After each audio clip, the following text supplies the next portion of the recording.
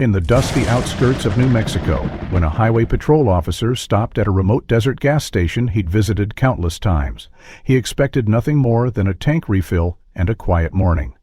But something felt wrong. The girl behind the counter, normally bright-eyed, looked withdrawn and very pregnant. Hours later, a single word on a crumpled receipt would turn that uneasy feeling into cold, hard panic. The sun had barely breached the rolling hills of New Mexico's southern edge when Officer Eli Navarro steered his patrol vehicle down Route 177. The desert air was still clinging to the remnants of a cool dawn, and the cracked asphalt shimmered beneath the rising light like a promise. It had been 6 long months since Eli last took this route, a stretch of road he used to know by heart. After completing an intensive leadership course in Santa Fe, he'd asked, almost pleaded, to return to the border region of Cedar Hollow. There was something grounding about its quiet desolation, something real, and in this forgotten corner of the state, reality was all Eli had ever wanted. As his cruiser hummed along the familiar bends and sand-swept straights, Eli found himself scanning the horizon with old instincts. Jackrabbits darted across arroyos, sagebrush danced in the breeze, and not a soul disturbed the morning silence. Until he saw the sign, Blue Ridge Fuel, 20 miles ahead. It was an old gas station clinging to life in the middle of nowhere, a landmark to anyone patrolling this region. It served as a waypoint, a coffee stop, and at times a conversation hub with the Jennings family who ran it. Eli hadn't realized how much he missed it until now. He slowed his cruiser and pulled into the dusty lot. The paint on the pumps was peeling, the signage slightly more faded than he remembered, but it was still standing, stubbornly defying time. Eli stepped out of his car, stretching his legs as he inhaled the smell of hot dust and old fuel. He walked toward the glass door, bell jingling above him as he entered. The instant he stepped inside, the familiar chill of the air conditioning and the warm scent of coffee wrapped around him like a blanket. But something felt off. Frank wasn't at the register. The usual country music wasn't playing from the old radio on the shelf. The place was quiet. Too quiet. Then, from the back room, a figure emerged. Eli blinked. It was Mara. The last time he'd seen her, she was a shy teen working under her father's watchful eye. Now she was clearly pregnant, very pregnant. Her belly curved against her faded hoodie, and her expression was frozen in a mix of recognition and discomfort. "Officer Navarro," she said, her voice soft but tight. "Didn't expect to see you back so soon." Eli offered a warm smile. "Guess I missed this place more than I thought. You've grown up, Mara. Congratulations." Her smile was faint and didn't reach her eyes. "Thanks," she murmured, one hand drifting protectively to her belly. He approached the counter slowly, trying not to let his shock show too much. "Is your dad around?" he asked, glancing toward the door she'd come from. She shook her head quickly. "He's out back, doing some inventory. He'll be back in a few." Something in the way she said it made Eli pause. Her voice was too clipped, her eyes too wide. He had been trained to detect micro-expressions, changes in tone and shifts in behavior, and Mara was sending out more than one signal that things weren't right. Still, he didn't press. "I'll just grab a coffee," he said casually, reaching for the styrofoam cup. As he filled it, he noticed her moving behind the counter in that strange, stiff way people do when they're trying too hard to act normal. Her hands were trembling as she reached for the sugar packets. He felt a tightening in his chest, the kind that always came before something bad. He looked down at the countertop. A new layer of plexiglass had been installed since his last visit, probably a post-COVID measure, but beneath it, taped to the edge, was a small note, half torn. Only a corner was visible, and it looked like someone had tried to scratch off whatever had been written on it. He made a mental note. Mara placed his change and receipt on the counter, her eyes avoiding his. "Here you go," she said quietly. "Thanks," Eli replied, watching her a moment longer. "Is everything okay, Mara?" She hesitated. Just a blink, but it was enough to confirm his suspicion something was wrong. "Yeah," she lied. "Just tired." He nodded, backing away slowly. "Well, you take care of yourself, and that little one?" She didn't respond, just turned and disappeared into the back room.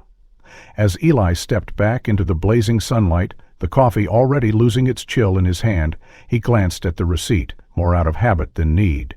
It was standard, no message, nothing odd, but that tight feeling in his chest didn't fade. He looked back through the glass, saw no one, and then climbed into his cruiser. The road was waiting. But something told him this wasn't going to be a routine patrol. Eli had barely settled back into the driver's seat of his cruiser when he saw Mara hurrying toward him through the side mirror, one hand bracing her belly, the other clutching a small slip of paper. Her movements were strained, careful, and something about the urgency in her pace immediately caught his attention. He rolled down the window just as she arrived at the car. "Officer Navarro," she said, slightly breathless, "you forgot your receipt." Her voice was quiet, but there was a tension under the surface, a hesitation as if she wasn't sure how to approach this small interaction. Eli gave a small, polite smile, waving his hand. "That's okay, Mara. You didn't have to come all the way out here just for that. I used the department card, so it's not something I'll be filing." Her eyes searched his, lingering a second too long. "Are you sure?" she asked, her voice thinner now. "I mean, it might be useful."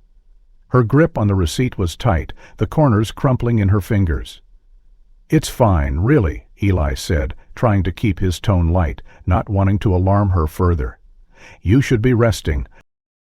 Go on inside." "It's too hot out here." Mara hesitated for a beat, then gave a small nod, her eyes flicking toward the back of the store before she slowly turned and began walking back.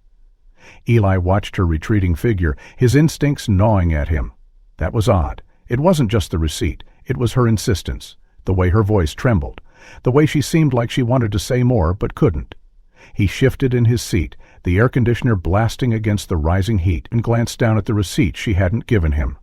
Instead, he reached over to the console where he'd set down his earlier purchase, a bottle of synthetic oil, bought after the coffee. That receipt had printed right at the register when she rang him up. He unfolded it absently, eyes scanning the line items. Gasoline, oil, coffee, subtotal, tax. Then between subtotal and tax, something strange. His breath caught in his throat. There, printed in faint, uneven lettering, was a word that didn't belong. Not part of any itemized list, not part of a barcode or promotional message. It simply read, "Help." One word, tucked between the lines like a whisper. Like a secret, like a scream smothered under paper. Eli blinked. He turned the paper over, checked the front and back, even held it up to the light to make sure his eyes weren't playing tricks. But there it was. Black ink, same font size, same printer alignment, just enough out of place to not be a glitch. No logo, no store name above it, no header. It wasn't an advertisement or footnote, just help, centered with eerie precision. He swallowed, the air in the cruiser suddenly dry, the hum of the engine distant. His mind raced. What was this? A prank? A pranking error? Or was it exactly what it seemed, a message from someone who couldn't speak out loud? His mind immediately returned to Mara, her wide eyes, the rigid way she held herself, the faltering voice when she tried to hand him that first receipt. This had been intentional, deliberate. She had wanted him to see this. Eli reached into his glove box, pulled out a small evidence bag, a habit from his earlier years on the force, and carefully slid the receipt inside, sealing it with practiced precision. He stared at the plastic envelope, fingers tightening around it. His thoughts spiraled. What could she be trying to say? Was she in danger? Was someone watching her? His memory reeled back through the morning, the absence of Frank, the quiet store, the way she'd avoided his eyes when he asked about her father. Eli knew better than to dismiss a gut feeling, especially when that feeling came stamped on thermal paper in black and white. He looked again at the store through the windshield. It still looked the same, silent, sun-bleached, unmoving. But that message told him everything wasn't. He reached for the radio mic, but stopped halfway. What would he say? Dispatch, I have a suspicious receipt? It would sound absurd. He needed more than a single word to justify a call for backup. Still, his fingers hovered over the button, conflicted. Then he lowered the mic and sat back, the receipt bag resting on the passenger seat. A sense of urgency itched under his skin. He had to be careful. If Mara was trying to communicate under someone's nose, alerting the wrong person too soon could escalate things, could put her in more danger. He needed to think, strategize, observe. The clock on the dash read 10:07 a.m.e., still early in the day. He had time. But how much? Eli glanced down at the coffee cup beside the receipt bag. The ice had begun to melt, forming condensation around the base. His reflection warped in the puddle, growing near the cup holder. That word still echoed in his mind, help. Not shouted, not spoken, not even handwritten, just typed, stamped, and slipped into the world through the one thing no one would question, a receipt. A brilliant yet desperate move. He opened his glove box again, pulled out a notepad, and jotted the timestamp and receipt number, adding a note about Mara's behavior. Every detail might matter, every minute might count. Then he remembered the plexiglass at the counter, the one with the torn note taped beneath. What if that had been a clue too? He had dismissed it, but now, with this receipt in hand, everything seemed to have a different weight. Eli adjusted his rearview mirror, eyes locked on the faint silhouette of the gas station behind him. He could turn around, ask a few casual questions, pretend he needed something else, watch their reactions, but that could also spook whoever was involved, if it wasn't just Mara. If Frank was still back there, if someone else was. His options narrowed as the sun climbed higher into the desert sky. Sweat formed at his temples despite the AC. Somewhere deep in the pit of his stomach, the pieces were beginning to stir. Not yet a picture, but enough to know something was wrong in Cedar Hollow. And someone was trying to reach out the only way they could, through a register, through a printed line, through a message buried in white space. Eli couldn't shake the feeling as he drove down the highway, the receipt in the evidence bag riding shotgun beside him like a whisper in plastic. Every few seconds, his eyes flicked back to the gas station in the mirror, shrinking farther behind him, but not from his mind. The desert stretched endlessly ahead, but his thoughts were tethered tightly to Blue Ridge Fuel and to Mara, to the look in her eyes and the insistence in her voice. The heat seemed heavier now, pressing in through the windshield despite the AC, and the road felt emptier, more ominous. 20 minutes passed, each one slower than the last, and by the time Eli reached the highway fork, his hand hovered near the turn signal. Logic told him to continue his patrol route, keep moving toward his scheduled checkpoint near the canyon. Instinct told him to turn around. Instinct won. He made a swift U-turn, tires crunching across the gravel shoulder as a thin veil of red dust kicked up behind him. The cruiser picked up speed as he backtracked toward the station, heart pounding harder with each mile. The sun had climbed higher now, burning off the morning coolness and turning the world into a white-hot reflection of sand and sky. As he approached the familiar landmark, he noticed it immediately. Something was wrong. The gas station's lot, once empty but open, now bore a distinct air of abandonment. The pumps were turned off, the overhead lights dark even though the day was still young. Eli pulled in slowly, scanning the scene with trained eyes. His stomach tightened when he saw the glass door. The sign had been flipped, closed now, faced outward, but not neatly. It was tilted awkwardly, like it had been yanked and stuck back hastily. A layer of dust had begun settling along the frame, unusual for this hour, as the store typically remained open through midday. Eli stepped out of his cruiser, his boots crunching over dry gravel, and approached the entrance. The door was locked. He tugged the handle gently, confirming it, peering through the dusty glass. He cupped his hands against the glare to see inside. The store was dark, not pitch black. Sunlight filtered through the side windows, but dim enough to cast the space in shadows. And empty. The chairs by the coffee counter were overturned. One lay on its side. The register light was off. Something glinted near the back, where the cold storage room was. A dark streak across the floor leading to the door. Eli squinted, angling for a better view. It looked like a stain. No, not just a stain. It was smeared, slightly shiny under the light. He knew that pattern. Dried blood. Thin, not pooled, not fresh, but recent enough to concern him. He stepped back and scanned the facade. To the right, mounted just beneath the eave of the building, had always been an old surveillance camera. A small dome-tube model pointed toward the dust hadn't settled. Wires hung loosely where it used to be attached. Eli's pulse quickened. Someone had taken it down, and recently. That wasn't a malfunction, that was intentional. He circled around the building, checking for signs of entry or movement. Nothing stirred. The back lot was vacant except for faint tire tracks in the dust, too recent to ignore, yet not distinct enough to identify the vehicle. Still, the pattern suggested departure, not arrival. Someone had left in a hurry. He approached the rear door, trying the handle. Also locked. He knocked once, hard. "Mara? Frank? It's Officer Navarro." No answer. No sounds. No creak of movement. Only the low hum of wind through the surrounding desert brush. Returning to the front, Eli scanned the windows again, focusing on the corner where a second interior camera used to sit, the one angled at the counter and coffee area. It, too, was missing.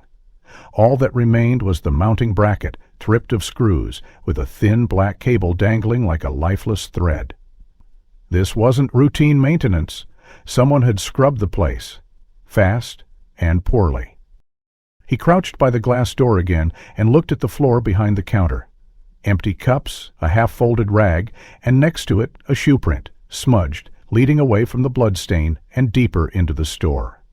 It wasn't Frank's. He remembered Frank wore thick rubber soles, size 12 at least. This print was smaller, narrower, possibly Mara's, possibly hers after whatever had left that streak. A flicker of movement across the lot snapped his head around, but it was only a gust of wind, sending a dry tumbleweed skittering across the dirt.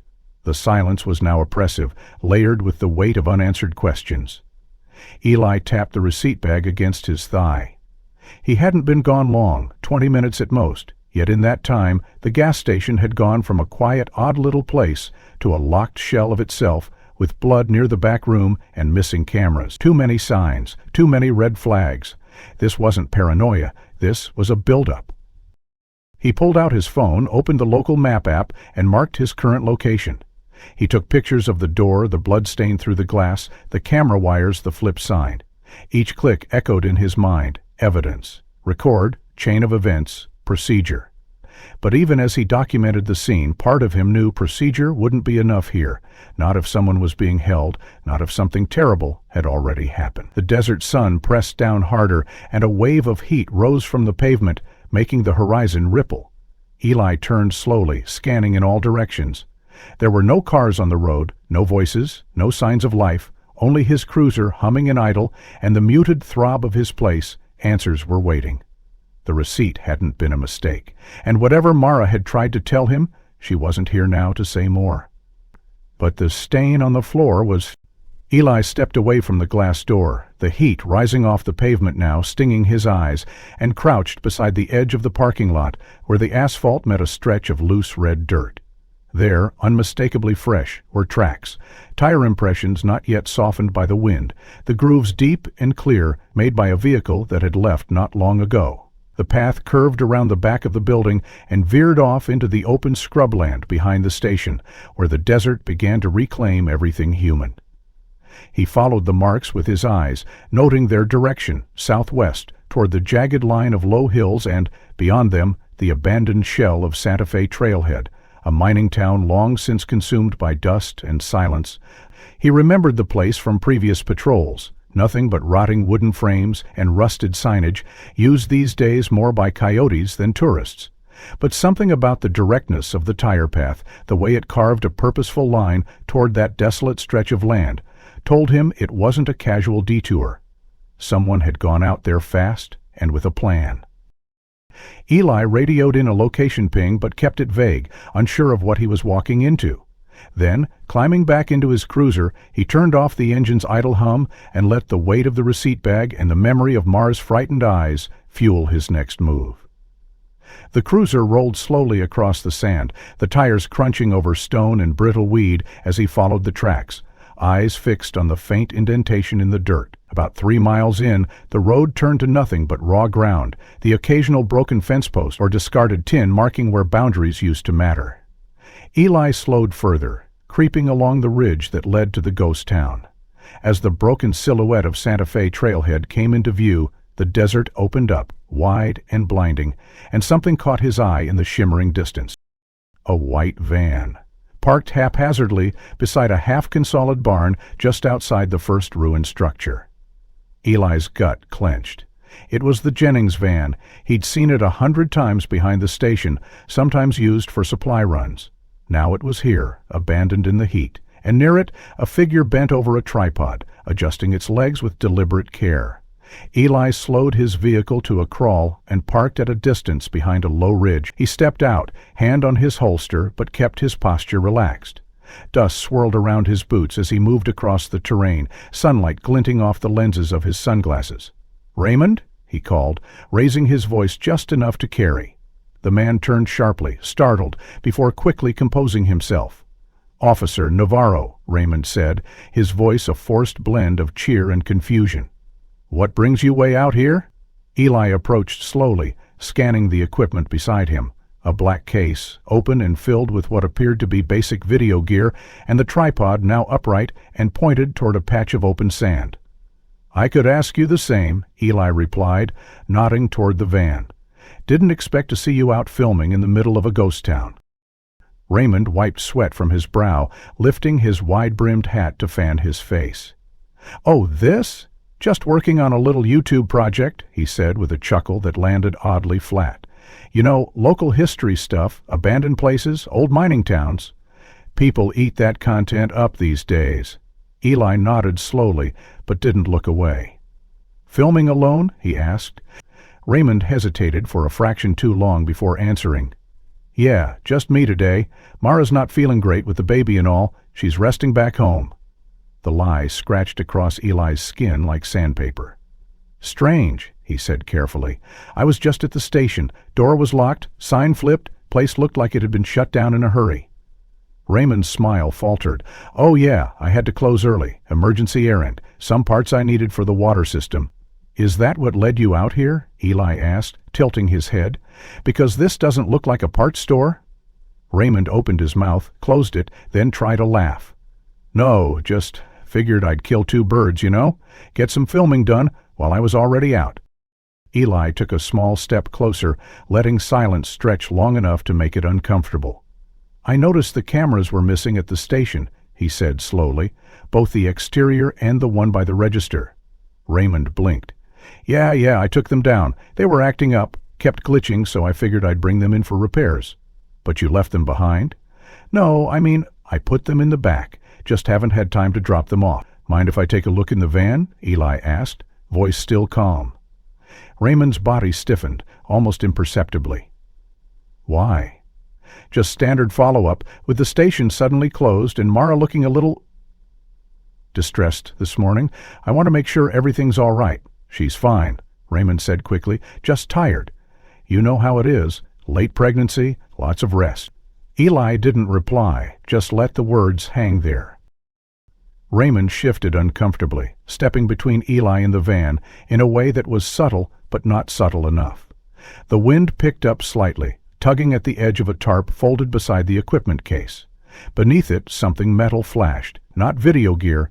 He caught the glint again, sharper this time, a sliver of steel beneath canvas. "That your filming kit?" he asked, nodding at the box. "Yay," Raymond said. "Trip, pod, lenses, battery packs, you know, all the essentials." Eli didn't take his eyes off the tarp. "Mind opening it up for me?" Raymond hesitated. Just long enough, then he turned slightly, blocking the view, and began fussing with the tripod again, as if nothing was wrong. "Really, there's nothing special, just a hobby. Helps me stay creative, you know." "I get that," Eli said evenly, stepping a little to the side. "But hobbies aside, I still need to verify where Mara is. You said she's at home, but I didn't see her there, and the store had blood near the cooler, Ray. I'm not here for a conversation. I'm here because something feels wrong." Raymond's hands froze on the tripod, and for a second, everything in the air held still, even the wind. Then, slowly, he turned back toward Eli, smile gone now, replaced by something unreadable. "You're making a big deal out of nothing, officer," he said softly. "You should head back before you let your imagination run wild out here in the sun." But Eli wasn't moving. His eyes were fixed on the glint beneath the tarp, the box's edges now clearer. What he saw next made his breath catch in his throat. Eli's eyes stayed locked on the metallic glint under the tarp as a light breeze lifted the corner just enough for him to see more. Not video gear, not tripods, but something more surgical, more deliberate. Before he could ask about it, Raymond suddenly bent down to adjust the spilled cables near his feet, knocking over a small stack of items in the process. A folded piece of paper fluttered out from between the equipment and landed a few feet from Eli. Its color and size were instantly familiar. Without thinking, Eli stepped forward and picked it up. Raymond stood frozen, eyes widening as Eli slowly unfolded the thermal-printed slip. A receipt. From Blue Ridge Fuel. The same format, same typeface, same timestamp window. And then, like a whisper in the middle of static, it was there again. Faint, smudged, but unmistakable. Help etched between item lines, printed not by mistake, but deliberately hidden in plain sight. Eli's breath caught for a moment. This wasn't a coincidence. This was the first receipt, the one Mara had tried to give him that morning, the one he had declined. Raymond must have picked it up after Eli drove off, which meant he'd known all along what Mara had been trying to say. Eli looked up slowly. Raymond's face had gone pale, his usual desert-worn tan blanched into a sickly gray. "Where did you get this?" Eli asked, his voice low but sharp as a blade. Raymond started, then faltered. "I was just cleaning up. It was on the floor, figured it was trash. Didn't read it." "You didn't read the word help?" Eli asked, showing the receipt. "Seems pretty hard to miss." Raymond took a step back, his hand half lifting as if to grab the receipt, but then he thought better of it. "It's just, you're blowing this out of proportion. She was probably just upset about something. I mean, stop," Eli said, and Raymond pointed to a stack exactly where you are. He didn't draw his weapon, but his stance shifted, one hand casually brushing the side of his utility belt. "You said Mara was home. I checked. She's not. You said you were filming. I see surgical tools, not camera lenses. 2 receipts now, both with a plea for help. Blood on the floor back at the station, and now you're here, miles away, with her van and no sign of her. Start explaining." Raymond opened his mouth, closed it, then said flatly, "You don't know what she's like. She lies. She twists things." "I've taken care of her for years." "Taken care of," Eli interrupted. "She's 18, pregnant, and scared enough to sneak messages for help into receipts. That doesn't scream well-stepped home life." He took another slow step forward, slipping his thumb toward the side of his radio. 2 silent taps on the emergency button sent a coded alert to dispatch. Backup requested, officer not yet compromised. "Look," Raymond said, voice trembling now. "It's complicated.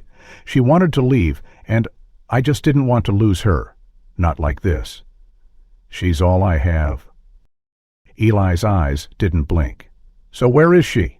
Raymond's gaze flicked toward the distant hills behind the ghost town, where jagged rock formations rose like broken teeth from the desert. "I told you, I don't know," he muttered. "She ran. Took off." Eli narrowed his eyes. "Barefoot? In this heat? With what, Ray? Her backpack's in the van, her phone's still in the charger slot. If she ran, she didn't run far, and you damn well know where she went." Raymond opened his mouth again, but no words came out. Instead, he bent to close the tarp, trying to black view of what was underneath. Eli held the receipt up between them. "This changes everything. You saw it, you picked it up, you tried to hide it. That makes you part of this whether you like it or not." Raymond's face collapsed inward, a swirl of guilt, fear, and something else Eli couldn't place. "She wasn't supposed to get out," he whispered. She said she'd stack the baby, stop talking to people, but then she changed, started leaving notes. I only wanted to fix it." Eli's voice hardened. "Fix it? By dragging her out into the middle of nowhere? By shutting down your store and hauling her van to a ghost town with a box full of knives? That's not fixing anything, that's preparing for something else." Raymond backed away. "You don't understand," he repeated, voice cracking now. "You think I hurt her? I didn't. I never touched her. But she was going to ruin everything?" Eli reached again for the radio, this time pressing and holding the button to speak. "Dispatch, this is Officer Navarro. I'm requesting urgent support at Santa Fe Trailhead. Possible abduction. Suspect on site. Code yellow."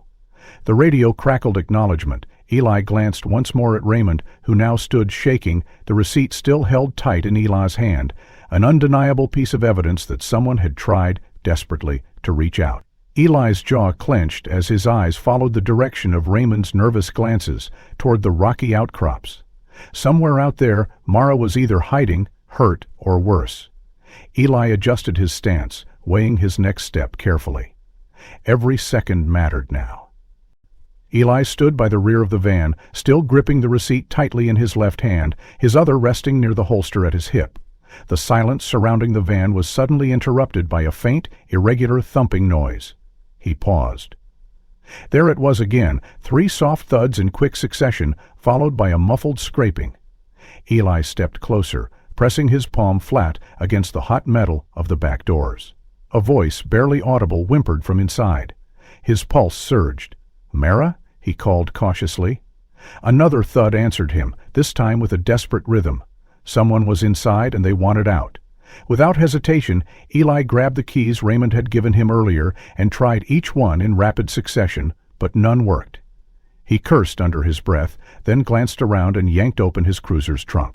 Within seconds, he returned with a crowbar and jammed it into the seam where the doors met.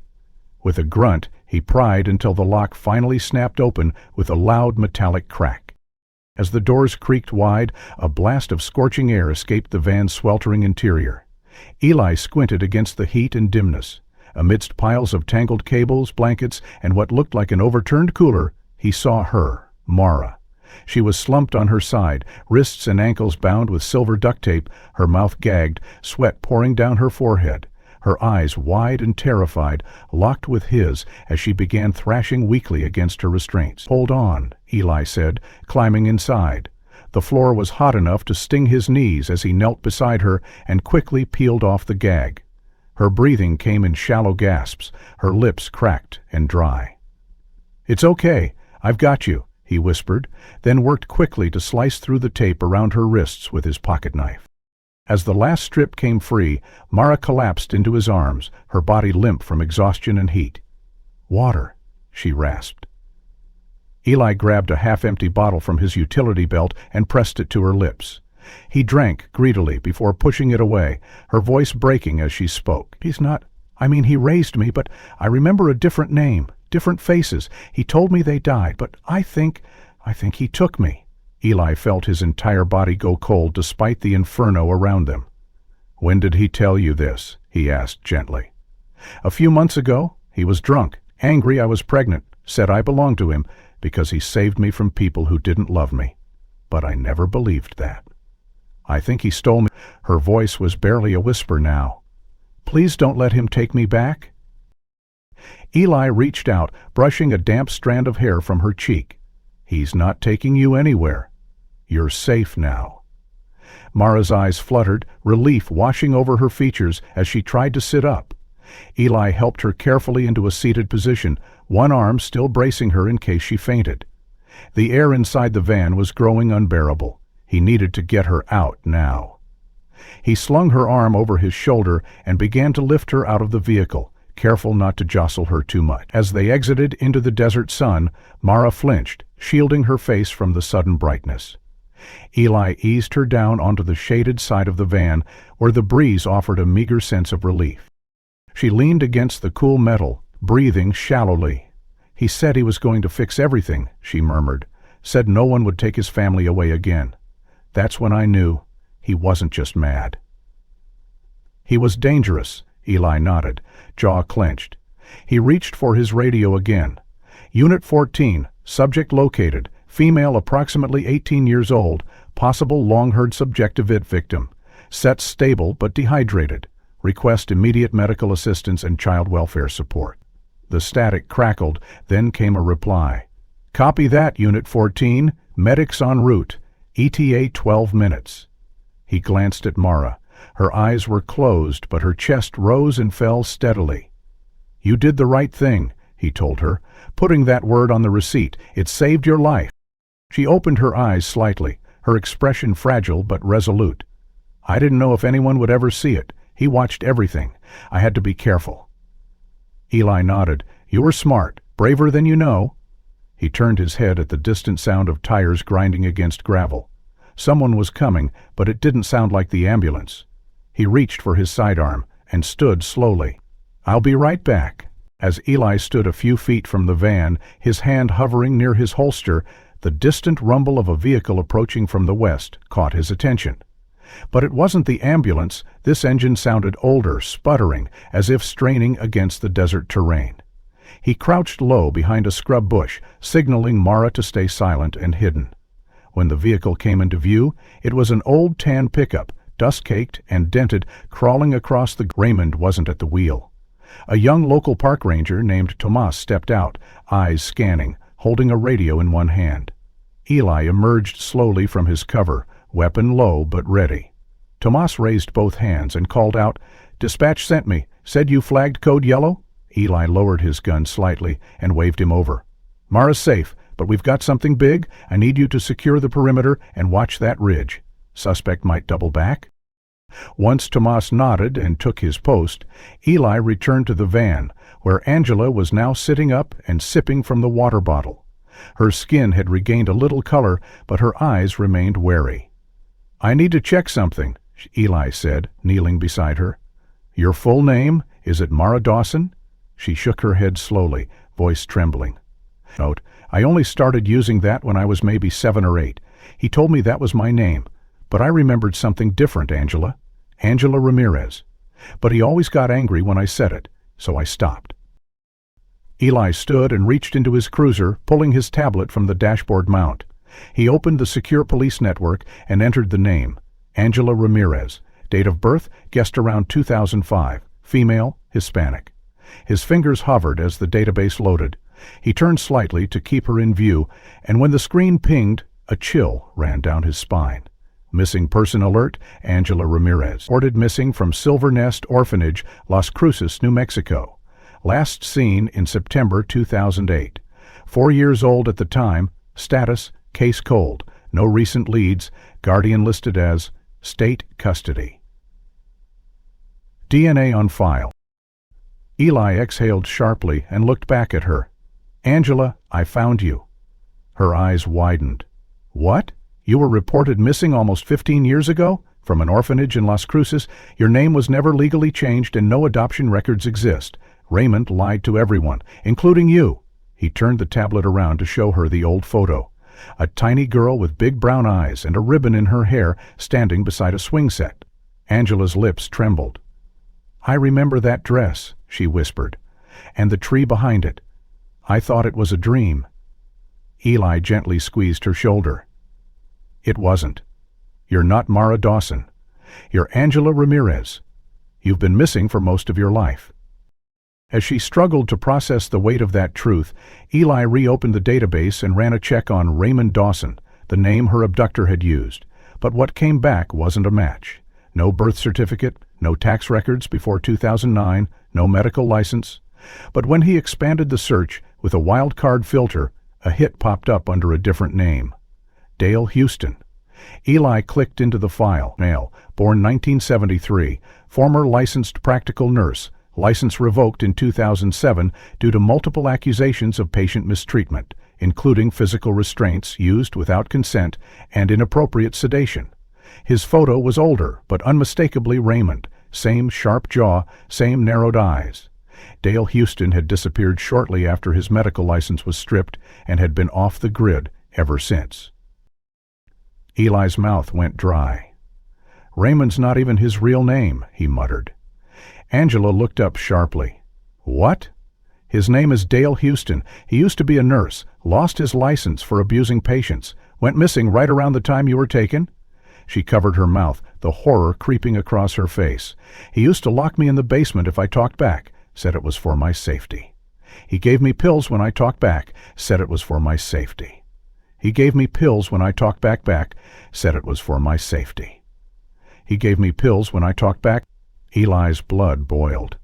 "He built a new identity, used you to sell the lie. If you hadn't written 'help' on that receipt, he was going to hurt me," she said suddenly. "He brought tools. He said he was going to purify the family. I think he meant the baby. He said it wasn't part of his plan." Eli paced, his thoughts racing. This was no longer a missing persons case. This was long-term child abduction, identity fraud, and attempted murder. And Raymond, Dale, was still out there. Somewhere in the rocks, watching, planning. He stepped away briefly and radioed dispatch. Up 13 again. Victim confirmed as Angela Ramirez, abducted 2008, Silver Nest Orphanage. Suspect's real name is Dale Houston. Repeat, Dale Houston. Former nurse, license revoked, fugitive for 15 years. Alert all nearby units. We need a full perimeter lockdown and air support if available. The dispatcher responded, stunned but professional. Copy that, Unit 14, broadcasting Bolo and alerting adjacent counties now. As Eli turned back, he caught sight of Angela staring into the distance. Her face was still, but her knuckles were white where they gripped the water bottle. "He said no one would believe me," she whispered. "That if I ever got away, the world wouldn't care." Eli sat beside her again. "That's what monsters do, Angela. They lie, they isolate. But you broke through. You did it." She nodded, barely, as if afraid the moment might dissolve. "What happens now?" she asked. "Now," Eli said, standing slowly as a dust trail from another incoming vehicle shimmered in the heat. "Now we finish this." The hum of approaching engines still distant, Eli turned his focus to the suspicious black hard-shell case he had seen earlier, half buried under a torn tarp beside the tripod Raymond left in the desert. He approached it carefully, his boots crunching against the gravel, scanning the terrain for movement. Angela remained under Tomas's watch near the van, her gaze fixed silently on Eli as he kneeled by the case. He flicked the metal latches open, the hinges creaking with resistance as the lid lifted. What lay inside sent a chill through his bones even under the blazing sun. Neatly arranged inside were surgical instruments, scalpels, clamps, forceps, vials, and antiseptic wipes. Each piece gleamed, untouched but recently cleaned. Beside the tools, packed in foam compartments, was a compact camera, fully charged, memory card inserted, its lens facing outward as if already prepared to record. The sight hit Eli like a brick. Raymond, or Dale, had been planning something far more sinister than abduction or isolation. He was ready to perform an unauthorized procedure, maybe even surgery. On Angela. Out here, alone, with no medical backup. With a trembling breath, Eli removed the camera and opened the footage directory. The most recent clip, dated that very morning, showed a blurry shot of the desert ground. "This is day 1. Purification begins now. No one will stop this. They all failed her. I won't." Eli slammed the camera shut, bile rising in his throat. Returning to Angela, he kept the case behind his back, as not to alarm her further. "Angela," he said gently, "I need to ask you something. Did he ever talk about doing anything like this before?" Her face paled, and she clutched his card-happy blanket around herself. "He talked about cleansing," she whispered. "For years. He said the world was dirty, full of lies, and that people like me, kids no one wanted, could be saved if we followed his path. But when I got pregnant, something changed. He stopped calling me his daughter, started calling me impure, said I was a failed vessel. He brought out a new rule book he wrote, called it The Path of Atonement." Eli's stomach turned. "What was in the book?" Angela shook her head slowly. "Mostly drawings, diagrams of rituals, symbols I didn't understand, and rules, always rules. I couldn't speak to boys. Couldn't go near the phone, couldn't leave the store unless he said so. Every night he'd give me this bitter tea, said it helped me sleep. I found syringes once, he kept them locked up, but when I'd wake up foggy, I knew he was injecting something." Eli crouched down beside her. "Did you ever get medical attention? Schooling?" "No," she answered quickly. "He said school was full of poison. I only learned from books he brought from his old job, anatomy manuals, Bible verses. He made me memorize prayers. Said pain was a gift." Eli gritted his teeth, rage simmering beneath his badge.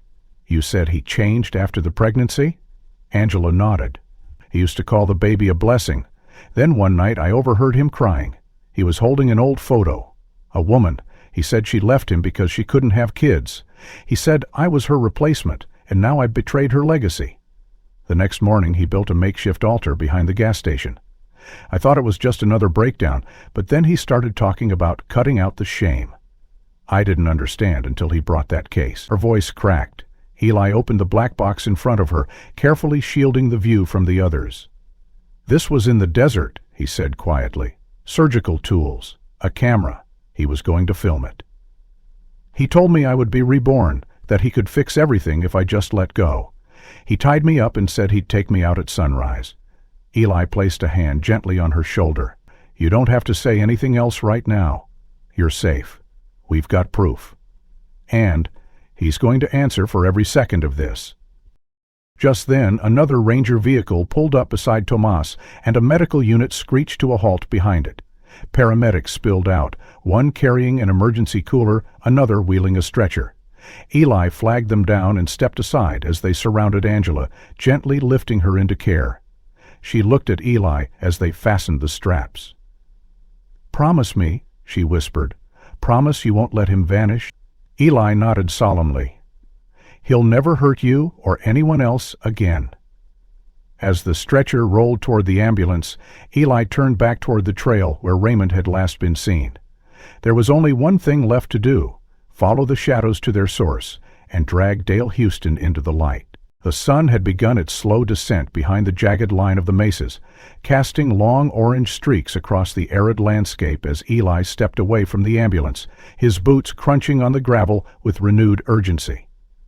Angela was finally in the hands of paramedics, sedated and stable, and Eli had no intention of letting Dale Houston disappear into the desert twilight like a shadow with no shape. He approached the edge of the rise where Raymond, no Dale, had last been seen fleeing toward the Santa Fe trailhead's deeper gulches and brush-covered valleys. He could still see the scattered footprints in the red dirt, erratic and uneven, the signs of a man in panic who carried no water, no gear, only the delusion that he could outrun everything he had done. Eli radioed in his position with short, clipped phrases, then silenced the unit, knowing the clicking static might alert his target. His hand stayed close to his sidearm, though he knew Dale wasn't the type to go down swinging. He was more likely to retreat into some twisted fantasy of martyrdom and justification. As Eli advanced along the trail, he passed remnants of old campfires, rusted signs barely clinging to bent poles, and the hollow shells of buildings long devoured by time. The desert was still, eerily so, with only the occasional rustle of a lizard skittering between rocks, or the sigh of wind slipping through dry scrub. A sudden scuff of movement to his right made Eli pause. He crouched low behind a boulder and scanned the direction of the noise. At first, nothing, then movement. A pale figure ducking low, weaving between the mesquites and thorny brush, headed toward an old wooden water tower that leaned precariously on a distant slope. Eli recognized the stiff gait immediately. Dale's knees were giving out, exhaustion setting in. Eli gritted his teeth and began to follow. The chase lasted nearly 10 minutes, a dance of silence and stalking through the fading light. Dale always just ahead, stumbling but driven by the mania that had sustained him for years. Eventually, Dale crested a low ridge and vanished behind a formation of sandstone pillars. Eli reached the ridge moments later and slowed, his breathing shallow. He stepped carefully between the rocks, eyes sharp, listening for anything. His boot barely brushed against a fallen tin can when he heard it. A snap of brittle twigs and a sharp grunt. Turning quickly, Eli saw Dale just 10 feet ahead, scrambling up a slope, his hand clutching a branch for support. But the brittle wood gave way, and with a strangled cry Dale pitched forward, tumbling down the incline and landing hard against a rock outcrop with a heavy thud. Eli rushed forward, weapon drawn, shouting, "Freeze! Don't move!" But Dale didn't rise. He groaned, trying to push himself up, one knee buckling beneath him. Eli moved in, kicked the branch aside, and pinned the man down, twisting his arms behind his back and snapping on the cuffs with practiced force. Dale didn't struggle. Instead, he lay limp in the dirt, panting, his face smeared with blood and sweat. "You don't understand," he rasped, as Eli hauled him to his feet. "They always leave, they always forget. But not her. She was mine. She belonged to me." Eli didn't respond. He simply stared into Dale's wild, feverish eyes, seeing no trace of guilt, only possession, like a child whose toy had been stolen. Dale's voice dropped to a whisper, barely audible. "I saved her from the system, from filth, from abandonment. I gave her structure. I gave her purity. She was supposed to be clean." Eli's jaw clenched. "You drugged her. You nearly killed her and her child." Dale's face contorted like he couldn't comprehend the accusation. "It was a correction, a small sin to preserve the whole—" Eli grabbed him by the collar and dragged him across the slope toward the trail, his fury barely held in check. Behind them, the last rays of daylight dipped below the hills, and shadows stretched long and dark across the desert floor. The weeks that followed Dale Houston's arrest unfolded like a slow exhale after a long-held breath, each day peeling back another layer of the trauma Angela had endured and the life that had nearly been lost in the heat of the desert. After a full investigation and corroborated medical reports, Angela was placed in a women's shelter specializing in trauma and recovery for victims of long-term captivity, tucked safely within the city limits of Albuquerque. The shelter, called Haven and Hearth, welcomed her without question, providing not just a bed but a quiet room, trauma counselors, prenatal care, and something she had almost forgotten existed: choice. Eli visited her weekly, staying in the waiting area while she attended group sessions, then joining her for long walks around the courtyard where wind chimes clicked gently beneath the low-hanging cottonwood trees. They rarely talked about Dale during those moments, focusing instead on what she remembered of her early childhood, the food she wanted to try, and names for the baby. Or rather, babies, as her first full ultrasound at the center revealed twin boys, both strong, both growing well despite the malnourishment and stress she had suffered. With the help of a pro bono attorney, Eli submitted Angela's DNA through official FBI channels, cross-matching her file with the original Silver Nest case from 2008. Within days, confirmation came. Angela Ramirez, daughter of Luis and Mariana Ramirez, reported missing when she was 4. Her mother had died of a heart condition the following year, never knowing what happened to her child. But her father, Luis, now remarried with a family in Orlando, had never stopped searching. The phone call between Angela and Luis took place on a rainy Wednesday. Eli sat nearby as she held the receiver with trembling hands, listening to a voice that choked back sobs and called her Mi Estrella again and again. She didn't say much, not at first, just listened. But when the tears came, they were not out of pain. They were the tears of a root finally reconnected to its soil. 2 months later, Angela gave birth to twin boys in a clean, sunlit hospital room at UNM Medical Center. Eli was there, sitting just beyond the curtain, the same way he'd stood on the edge of every moment she had reclaimed since that day in the desert.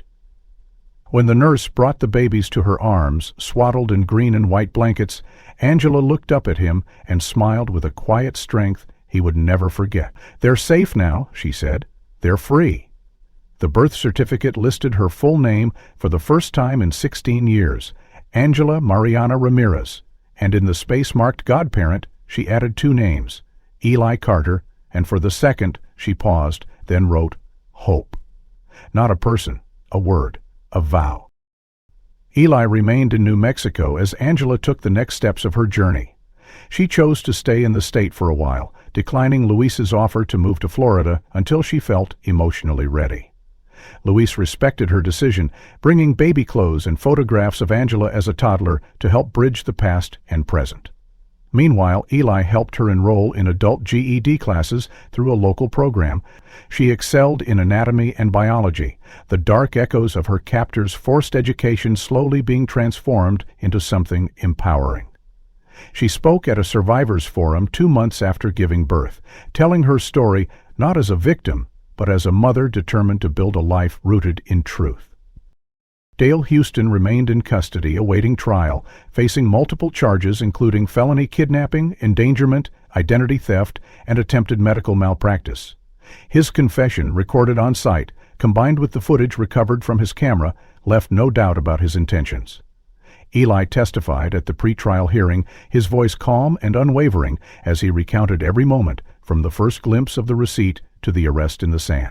When asked by the defense whether he had any personal stake in the case, Eli answered plainly, "I promised her she'd be safe. That's my job, and I intend to keep doing it." The courtroom fell silent. By spring, Angela had moved into a modest apartment provided by the shelter's reintegration program. Eli brought over a second-hand crib one afternoon, assembling it quietly while Angela played guitar in the next room, a skill she had learned recently, her voice gentle as she hummed lullabies. The twins, now 5 months old, lay side by side in a blanket fort they'd crafted out of couch cushions and laughter. One of them, Mateo, had Eli's badge number printed on the foot of his onesie, a gift from the precinct. The other, Lucas, gripped Eli's finger every time he visited, refusing to let go until he promised he'd return. Angela never returned to the gas station. The building had been seized, investigated, and eventually marked for demolition. But before it was torn down, Eli drove out alone, parking one last time in the exact spot he had that morning when the world shifted beneath his feet. He stepped inside the now empty shell, walked past the broken shelves and faded coffee machine, and reached behind the counter. The register was gone, but on the wall, barely visible behind the peeling paint, someone had carved a word with the tip of a knife: hope. He traced the letters with his thumb, then stepped back into the light. If you were holding your breath like we were, you're not alone. What part of this story shocked you the most? Was it the receipt, the truth about Angela's past, or Dale's twisted obsession? Tell us in the comments where you're watching from and which moment hit you hardest. Don't forget to like this video if it kept you on edge, and subscribe for more mystery stories based on chilling true events. There's always another secret waiting to be uncovered.